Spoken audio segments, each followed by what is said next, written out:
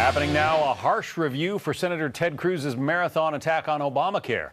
The Hill's A.B. Stoddard calling Cruz's 21-plus hours on the Senate floor nothing more than a ruse and a big letdown for millions of the Tea Party faithful, rallying to the senator's call to defund Obamacare by any means necessary, even if it leads to a government shutdown. Stoddard writes, quote, "If only all those supporters could be rewarded with results, or at least the truth, instead of being had." But as Cruz succeeded in snookering the grassroots, he built his brand, his email list, and his donor list. Along the way, he also deliberately threw House Republicans under the bus. Well, the woman who wrote those words, A.B. Stoddard, associate editor and columnist for The Hill, joins us now. Threw them under the bus. How so, A.B.? Well, Senator Cruz and Senator Lee started this summer on this effort to defund Obamacare at any cost, including shutting down the government. He went on a tour funded by the Heritage Foundation, attracted large audiences, and started a petition online, drive online at Defund Obamacare Now or something like that, where he says Republicans can stop Obamacare if we refuse to fund it.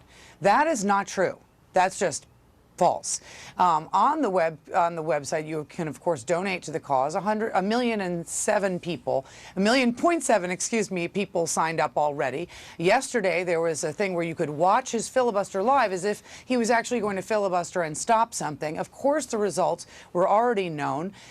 Ted Cruz, in the meanwhile, with the outside groups that he was aligned with, put enormous pressure on House Republicans in these last few months, with people calling, shutting down their offices, begging them to defund Obamacare at risk of all else, including shutting down the government, something they knew they couldn't do. Yeah, it requires a 2/3 majority in the House and the Senate to override a presidential veto. No one ever told these passionate grassroots supporters that this is what it requires, that it will take more elections, a majority in the Senate, and ultimately a Republican president.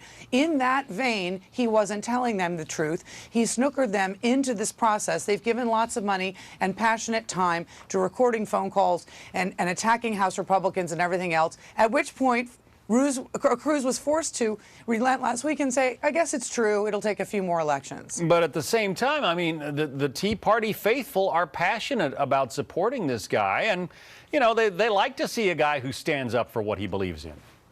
I think it's great to stand up and fight, and I think there are a lot of fighters in the Congress on both sides for their causes, and they take principled stands. I'm not arguing with purity, and I'm not even arguing with him criticizing his fellow Republicans. I think what is unfair is the fact that he's convinced the grassroots that this was possible, and it absolutely was never possible. It's going to, as I said, require more votes that the party doesn't have right now in Congress to overturn a presidential veto. And until they do that, there's no defunding Obamacare. All right.